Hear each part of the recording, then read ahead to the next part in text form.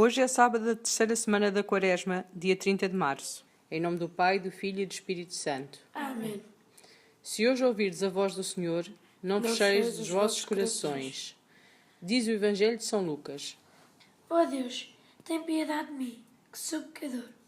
Digo-vos, este voltou justificado para a sua casa, e o outro não. Porque todo aquele que se exalta será humilhado, e quem se humilha será exaltado. Através desta palavra, Jesus diz-nos que nos devemos preocupar em reconhecer e em pedir perdão pelos nossos pecados e que não devemos acusar os outros diante do Pai.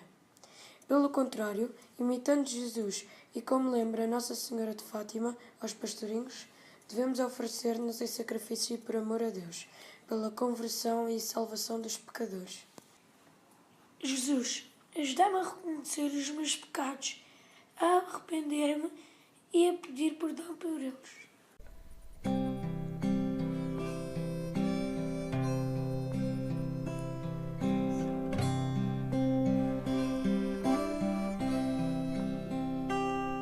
Senhor, quanta tristeza vejo em teu olhar.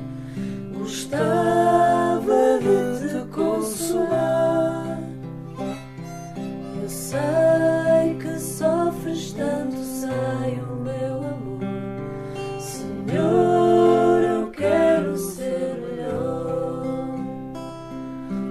Senhor, às vezes nem me lembro de rezar.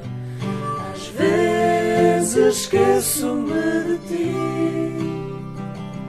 Senhor, tu sofres quando eu não sei amar, pois tu sempre pensaste em mim.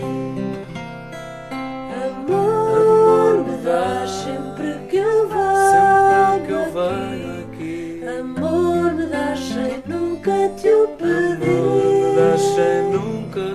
Eu sei